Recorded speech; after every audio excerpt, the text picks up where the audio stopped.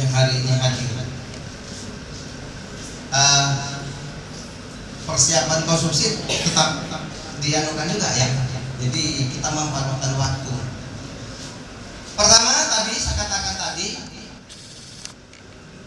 kenapa PPM dibentuk dan kenapa tahun 2018 ini teman-teman Dewan Pendiri menyempatkan harus hadir di tengah para mubalik dan mubalighah, wabil khusus anggota PMMI. Sebab keberadaan ini bukan di DKI saja, di provinsi lain juga hal yang sama. Saya minta izin, kita kalau yang sudah sering mendengar, saya mohon izin jangan kaji karena diulang. Tapi kalau yang belum mendengar, minta izin saya terus mengulang-ulang motivasi dan kenapa PM ini berada dan apa perjuangannya. Ini bukan semata-mata untuk promo, tetapi semata-mata untuk meyakinkan keberadaan ini untuk apa. Kalau seandainya keberadaan ini kita merasa memang keperluannya tidak begitu besar, kita tidak kecil hati.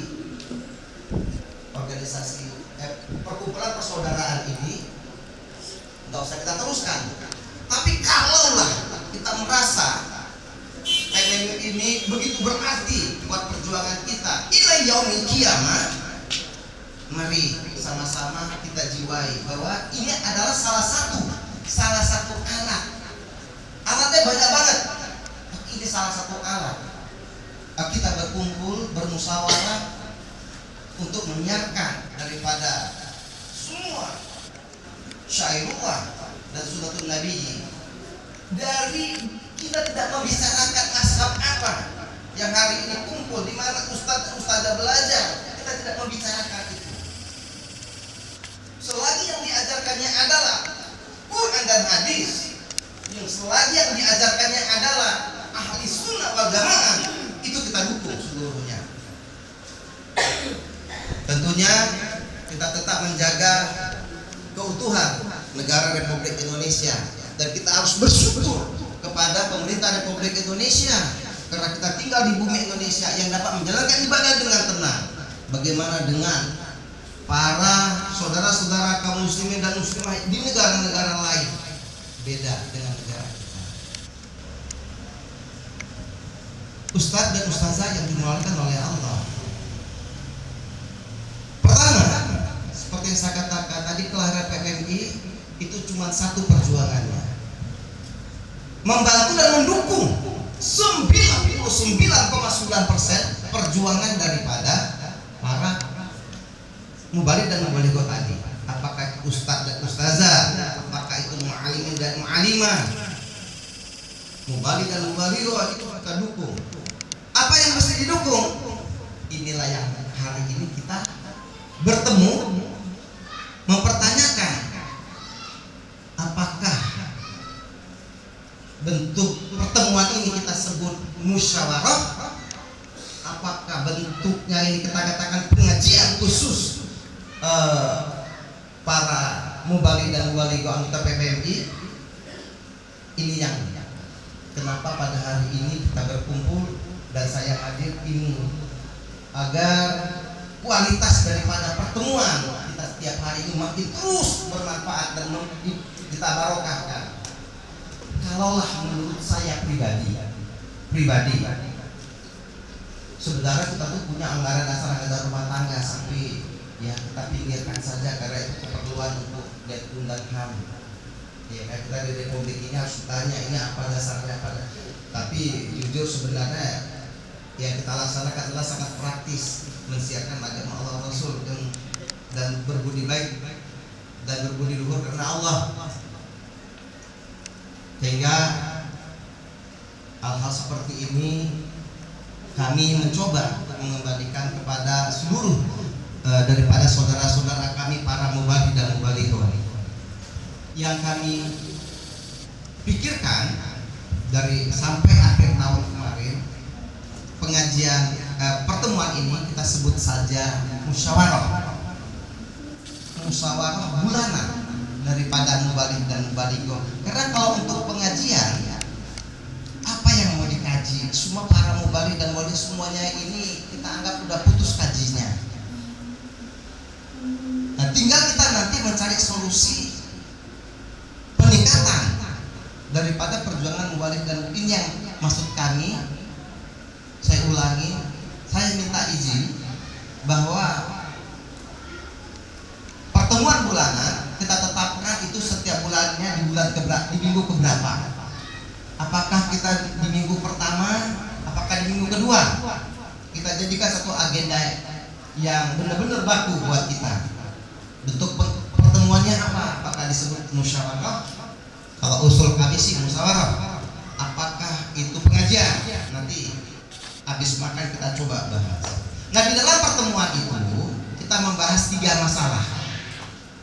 Setiap dalam pertemuan kita membahas 3 masalah.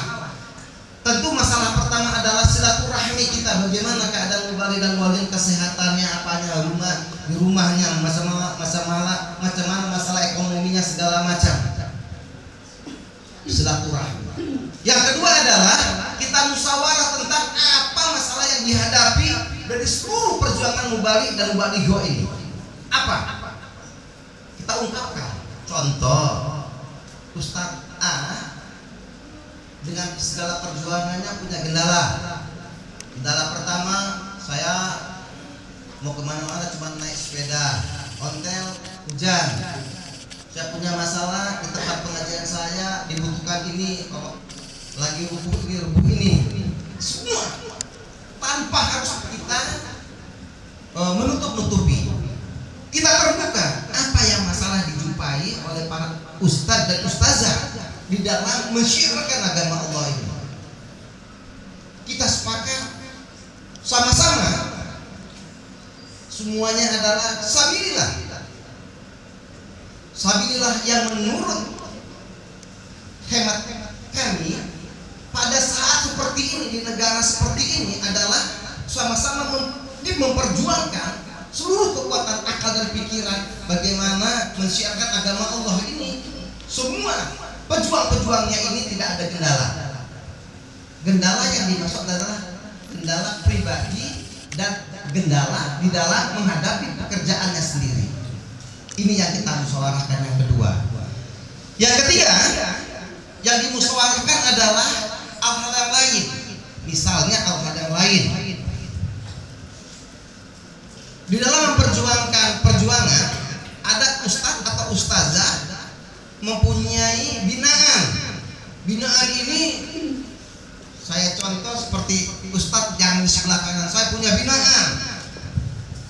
Beliau membina anak-anak muda yang tadinya nakal-nakal, ini juga kumpulin semua. Perjuangan-perjuangan seperti ini tidak boleh dihentikan. Ini sabilillah yang sebenarnya. Sebab agama ini tidak akan pernah maju tanpa melibatkan anak-anak muda. Sebab agama ini maju, Rasulullah di dalam suksesnya menciptakan agama karena anak-anak muda yang gigih yang mendampinginya. Nah, makanya kalau kita lihat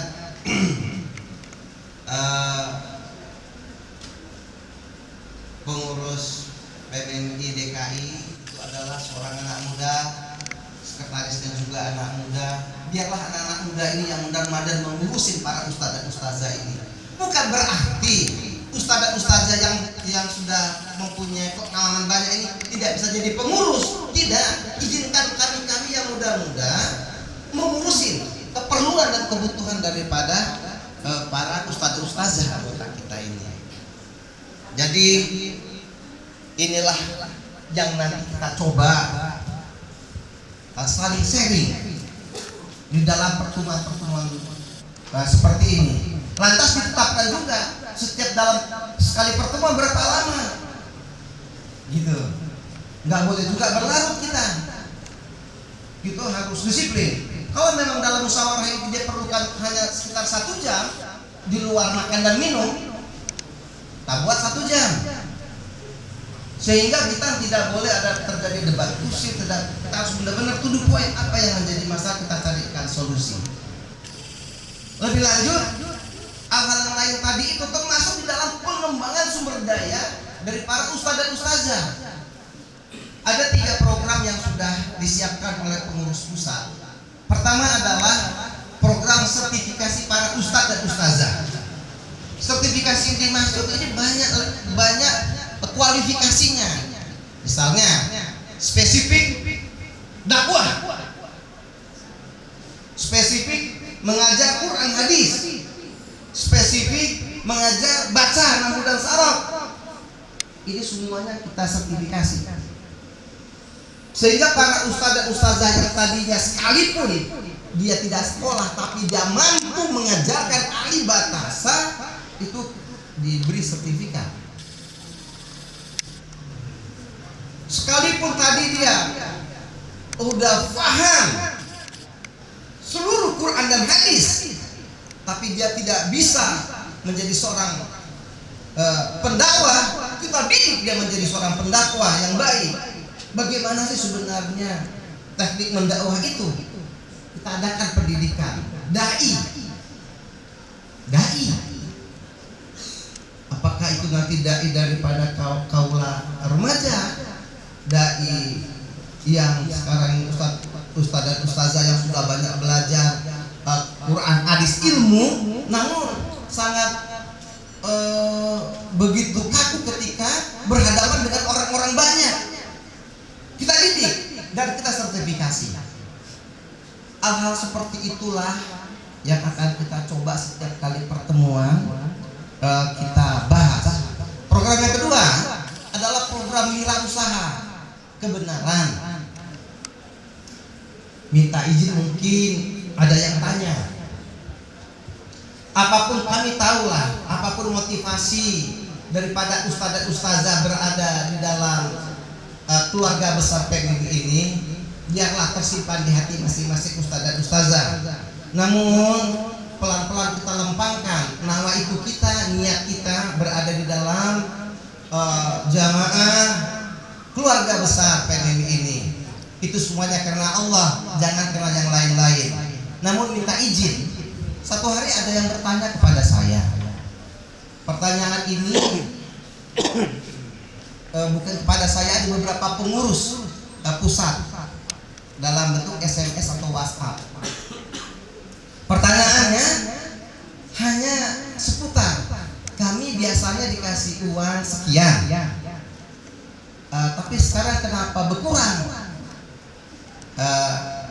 Lantas kami nggak bisa jawab. Kami nggak bisa jawab di WA tersebut karena kami takut salah nawaitunya berada di sini. Kalau nawaitunya karena itu, Allahu Akbar, minta izin kita lempangkan agar ketika kita keluar dari rumah, man kharaja thalabul ilmi kana fisabilillah, itu benar-benar terwujud. Dia keluar dari rumahnya mencari ilmu, mengajarkan ilmu, itu kan karena fisabilillah. Jadi berada di sini kita ngumpul seperti ini dengan nawa itu PMI mengumpulkan para ustadz dan ustazah adalah untuk membantu perjuangan masyarakat agama tadi. Itu nggak salah arah, nggak salah arah. Lantas ditanya, itu uang dari mana? Itu uang dari mana? Ditanya seperti itu. Apakah itu uang dari pemerintah? Apakah itu uang, ada uang partai politik? Apakah itu uang? Ditanya. Baik yang menanya kami secara langsung maupun mana tahu di hati ustadz-ustadz ada yang bertanya, izinkan kami menjelaskan kebenaran. Minta izin saya Alfa, mana tahu ada yang belum mengikuti jejak Pak Ustadz tadi. Mungkin belum ada yang kenal dengan saya. Nama saya Tengku Zulfikar, sudah berumur kepala 5, anak 7, ya, istri lebih daripada 1, itu aja. Alhamdulillah, istri lebih daripada 1. Kalau mau nambah, kalau ada yang ikhlas kita tambah juga nggak apa-apa. Lantas pekerjaan kami itu adalah kontraktor. Kami wirausaha kontraktor. Yang kami bina ini kontraktornya itu luar biasa. Ada kontraktor asing, kontraktor besar dari seluruh Indonesia, dari Sabang sampai Merauke. Di mata kami ini mereka semuanya bekerja dan megang uang semuanya. Kami mengingatkan, kami dari pengurus asosiasi kontraktor, salah satu saya tidak sebutkan namanya karena kita bukan promo untuk asosiasinya, itu yang keimanannya tinggi, ketakwaannya kepada Allah tinggi, itu ngingatin sama teman-teman pengusaha tadi, kamu tuh dapat proyek, uangnya jangan semuanya tinggalin di sini sedikit, tinggalin di sini sedikit. Itulah uangnya yang kami kumpulkan. Dan uang itu tidak boleh ada di tangan kami, itu harus sampai kepada yang menggunakannya. Siapa yang menggunakannya? Kami berfokus kepada pasukan-pasukan Rasul ini yang menyiarkan, yang meneruskan Syairullah dan suatu Nabi ini ila yaumil qiyamah. Kami fokus ke situ, kami tidak fokus kepada anak yatim piatu. Kami tidak fokus kepada masjid. Masjid sudah banyak yang membantu. Bahkan lebih gila lagi, masjid sebesar-besarnya sholat subuh satu sab 2 sof. Masjidnya besar. Jam 8 masjidnya dikunci. Masjid seindah itu, seharusnya musafir bisa menggunakan itu masjid pahala. Hanya tinggal dikasih saja satpam agar musafir ini tidak merusak atau memotori atau mencuri. Dia kunci. Para ustadz dan ustadzah sekalian, sekali lagi fokus kami tidak ke situ, tidak memikirkan anak yatim piatu. Karena lembaga atau badan anak yatim piatu itu sudah seperti komersial. Sebesar-besarnya baliho, sebesar-besarnya banner, membuat baliho itu aja itu nggak kemana 150 juta. Itu pidaran besar, rumah yatim, rumah hidup apa segala macam. Seandainya balihonya itu tidak ada, uangnya kan bisa dimanfaatkan. Nah, jadi kita tidak ada fokus daripada teman-teman para sabilillah, para teman-teman pejuang pengusaha ini. Yuk kita pikirkan, banyak ustazah dia ngajar ngaji, dia dakwah. Ketika dia sakit, ini nggak ada jamaahnya mikir, yang mendengarkan dakwahannya tadi itu nggak tahu dia sakit. BPJS-nya ada kelas 4 nunggu, yang satu kamar 6 sampai 10 orang nunggu, itu pun penuh. Kalau BPJS-nya VIP, begitu langsung masuk satu kamar paling-paling maksimal 2 orang. Terkadang BPJS dia pegang ongkos angkotnya pergi ke rumah sakit pun tidak ada. Yang seperti inilah kita pererat saudara kita sesama para mubalik dan mubalighah. Kita lihat itu ada pejuang Allah, pejuang Rasul. Dia sekarang dalam kesusahan. Ayo rame-rame kita lihat, kita bantu, kita dukung moral dan moralnya. Masalah duitnya coba kita lapor dulu kepada pengurus provinsi, pengurus wilayah. Pengurus wilayah kalau ada kendala lapor kepada pengurus pusat. Karena mekanisme uang yang kami terima itu kami mengirimkannya full ke DKI lah yang mencoba mentolerir, memberikan verifikasi kepada yang usaha membutuhkannya. Jumlahnya berbagai ragam. Jadi ini bukan gajian. Ini nggak ada yang gajian yang setiap tanggal sekian harus diterima. Bisa saja para yang memberikan infak sedekah ini itu bisa saja tanggal 1 dia kasih, bisa saja proyeknya keluar uangnya yang namanya pengusaha. Yang uangnya yang mau kita ambil adalah ketika dia dapat proyek, sini uangnya dikit, tinggalin. Sini dikit, tinggalin. Dan kan nggak semua pengusaha juga yang mau uangnya diambil seperti begitu. Ntar dulu Kanda, itu uang buat apa? Nah, sehingga seluruh kegiatan kita ini harus teradministrasi, terdata dengan baik. Foto, nama, kegiatan seperti ini kita laporkan sama yang memegang, yang memberikan infak sedekah tadi, bahwa yang Anda berikan itu sampailah kepada amanahnya. Bahkan kami minta kepada setiap provinsi itu agar tanda terima pun ditandatanganin. Karena nanti takut diaudit ini Pak, alhamdulillah. Oh kalau begitu beri nih APBN-nya kepada PMMI. Bisa saja. Karena nawa itu kita yakin, seyakin-yakinnya kalau kita disiplin, kita ikhlas menerima, kita ikhlas melakukan pekerjaan seperti ini, nasrun minallah wa fathun qarib. Mana saja banyak pintunya, enggak saja dari pengusaha teman-teman kita. Jadi itu uangnya sumbernya tidak ada dari mana-mana. Ini enggak ada urusan politik. PMMI tidak memikirkan politik. Silakan para ustaz dan ustazah mau ikut partai apa silahkan, mau dukung apa ya silahkan, tapi mohon izin jangan membawa partai politik ke dalam PMMI karena nanti takut bersinggungan. Ustadz yang satu warnanya merah, ustadz yang satu warnanya hijau, kuning, ungu. Jadi kalau ini kita bicarakan politik di dalam PMMI, saya yakin cepat atau lambat ini akan menjadi image yang tidak baik.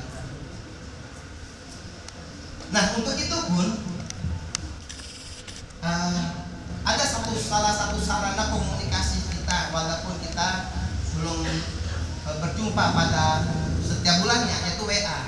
Nah di WA ini pun kalau boleh saya kemarin sudah dapat masukan dari beberapa para ustaz-ustazah, para pak dewan pendiri, kalau boleh WA itu kemarin kita adakan hanya tujuannya 3 juga. Pertama untuk silaturahmi, menanyakan apa kabar, apa salam. Yang kedua itu berita suka maupun berita duka. Yang terakhir adalah untuk sharing ilmu. Selain daripada ini, kalau boleh tidak menyinggung perasaan ustaz dan ustazah, jangan masukkan apapun ke dalam WA itu. Kalau boleh jangan masukkan apapun, memasukkan apapun ke dalam WA. Karena begini, WA itu kami link, yang baca bukan kita aja. Seluruh yang memberikan amal sedekahnya itu kami link. Nah lantas kalau mereka membaca, ustaz kok jadi begini, kok gaul banget, kok begini. Nah kami pun tidak berani menasehati melalui WA itu. Melalui rapat inilah, kalau boleh mulai hari ini WA itu tujuannya cuma ada 3, yaitu silaturahmi di antara kita. Apa kabar Ustaz? Gimana kelancaran di musola sana, di sekolah sana, pondok sana, macam-macam. Yang kedua adalah untuk kabar duka maupun suka, mengundang segala macam. Yang terakhir adalah sharing ilmu. Kita tidak ada yang one stop ilmu di sini, nggak ada. Dan belum ada orang yang bisa meramu seluruh keilmuan agama yang demikian banyaknya ini dikuasai oleh satu orang. Belum. Profesor sekalipun dia bisa S3, bisa menjadi doktor, itu karena keilmuan di bidang apanya? Di bidang Qur'annya, di bidang hadisnya. Di bidang Qur'annya, di bidang apa lagi di sana? Di bidang hadisnya juga, di bidang apanya? Demikian banyak, apa di bidang sejarahnya, di bidang ini. Jadi doktoral S3 dalam keilmuan juga tidak mempertahankan disertasi semua hadis yang ada, Qur'an semua, enggak juga. Artinya kita juga keterbatasan. Bisa saja ustadz yang satu paham banget dengan sejarah, ustadz yang satu paham banget dengan hadis masalah fikih, ustadz yang satu paham banget masalah hadis surga dan neraka, ustadz yang satu paham banget ini masalah sholat sunnah. Jadi nggak semuanya kita nah disitulah kita saling tukar ilmu. Akhirul program nanti akhirnya kalaulah kita dibutuhkan oleh masyarakat lain, contoh ini PMMI, ya betul Pak, kami ada pengajian, kami butuh ustadz yang masalah ini, tentu kita akan carikan di antara kita yang paham betul masalah itu tadi. Nah, itulah gunanya salah satu program daripada PMM itu adalah peningkatan kualitas sumber daya tadi. Nah, itulah yang kita musyawarahkan terus menerus bentuk programnya apa, gimana pendataannya, sehingga kehadiran PMMI ini memang benar-benar bermanfaat, barokah dunia dan akhirat buat kita. Di sisi lain, ini adalah investasi kita. Kita nggak tahu mati kapan. Ustadzah yang satu punya jamaah. Ketika kita mati, kita disolatkan oleh jamaah. Tapi jangan lupa ada jamaah besar yang lain lagi, yaitu jamaah PMI mensolatkan dimanapun kita berada dengan sholat goibnya. Tinggal mau WA aja, telah meninggal Tengku Zulfikar pada hari ini. Mohon dimanapun saudara berada, sholat ibadahnya itu doa buat si mayit. Jadi ini investasi kita semuanya. Jadi jangan pernah ada salah niat. Masalah tadi dukungan itu baru itu, jujur baru itu yang bisa kita. Seandainya PMI bisa mengumpulkan uang lebih banyak dari para pengusaha, nggak usahkan bantuan bulanan, langsung kita fokus kepada dunia pendidikannya. Jakarta Timur kelihatannya ustaz-ustazanya kompak banget ini keilmuannya ini udah lengkap ini untuk buka satu sekolah. Kita dirikan sekolah di situ, nggak beli tanah. Saya sama Ustaz Asbullah ini udah lagi repot nyariin tanah. Sekarang ini 4 hektar minimal, 1 hektar untuk sekolahnya, 1 hektar itu untuk sarana dan prasarana asramanya, 2 hektar untuk ternak. Misalnya para santri ternak, mau ternak sapi, mau ternak kambing, mau ternak apa di dalam, lagi repot sekarang. Karena saya pribadi yakin banyak uang yang bisa dibarokahkan. Baik, inilah kita lihat dulu. Ini makanya langsung dikumpulin. Karena ini akan berhenti dengan sendirinya, ya kan? Ketika makannya ini masa para ustaz dan ustazah, apa yang saya sebutkan tadi adalah sesi pertama. Kami nanti mohon kepada provinsi DKI nanti memimpin rapat ini.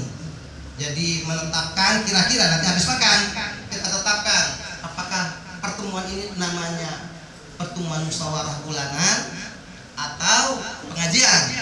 Saran saya musyawarah bulanan, saran, tapi nggak jadi diputuskan.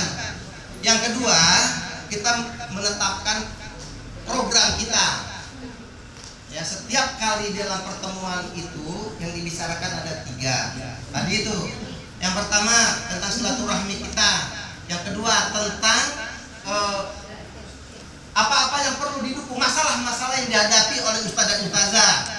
Yang terakhir adalah lain-lain, yaitu peningkatan, salah satu diantaranya peningkatan sumber daya daripada ustaz dan ustazah. Apa kira-kira usulannya? Nah, sementara dari DPP sendiri itu sudah menyiapkan 3 program, yaitu pelatihan dai, yang kedua wirausaha, ini sudah hampir rampung wirausaha. Nah, wirausaha ini dalam bentuk pelatihan manajemen wirausaha. Terserah nanti manajemen wirausaha ini